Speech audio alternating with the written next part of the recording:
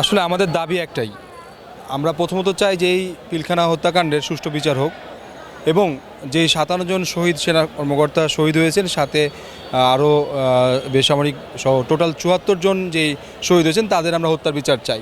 খালাস পাওয়ার পরেও একটা ব্যক্তি জেলখানায় আটক আছে, এটা আসলে কিভাবে আপনারা নেবেন আমি জানি না। যারা হত্যা মামলা থেকে খালাস পেয়েছে বা যাদের সাজার শেষ হয়ে গেছে বা নিরাপরাধ যে সমস্ত মিডিয়ার সদস্য আছে তাদেরকে দ্রুত মুক্তির ব্যবস্থা করা হোক। এই জন্য প্রয়োজনীয় যত রকমের পদক্ষেপ গ্রহণ করা দরকার, অবকাঠামোগত হোক বা আইনগত হোক বা যেই বিষয়টাই করা দরকার সেই বিষয়টা নিয়ে যে মাননীয় আইন উপদেষ্টা সহ সরকারের প্রত্যেকটা মহল যেন এটা নিয়ে কাজ করে এবং এরপরে আমাদেরকে আর কোনো যেন কোনো দাবি নিয়ে দাঁড়াতে না হয়। আমরা কোনো দাবি নিয়ে না, আমরা কোনো অনুগ্রহ নিয়ে না, আমরা ন্যায় বিচার নিয়ে চাই। ন্যায় বিচারের মাধ্যমে আমার বাবা যদি ফাঁসি হয় আমি ফাঁসি মেনে নিতে রাজি আছি, কিন্তু আমার বাবার যদি খালাস পায় আমার খালাস মুক্তি দিতে হবে। তো এক একটা ফ্যামিলিতে ধরেন আপনার যদি ৪-৫ জন কোনো সদস্য ধরেন, আমরা প্রত্যেকেই কষ্ট পাচ্ছি, প্রত্যেকেই আমরা এই পরিস্থিতির শিকার।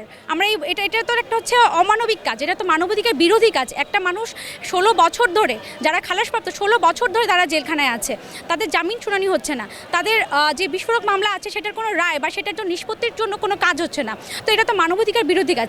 এটা নিয়ে সরকার কেন এত এত পিছিয়ে যাচ্ছে বা এত কেন ঘুরাচ্ছে আমাদেরকে, আমরা এটা জানতে চাই।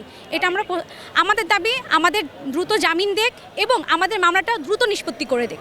আজকে আমার দাবি হলো যে তদন্তের মাধ্যমে, সুষ্ঠু বিচারের মাধ্যমে যেন আমরা প্রাপ্য বিচার পেতে পারি, দ্রুত রায় এবং অলরেডি ১৬ বছর হয়ে গেছে, আমরা কোনো রায় পাচ্ছি না। অতি তাড়াতাড়ি সুষ্ঠু বিচারের মাধ্যমে বিচার নিশ্চিত করা হোক এবং নিরপরাধ মিডিয়াদেরকে যেন ছেড়ে দেওয়া হয়।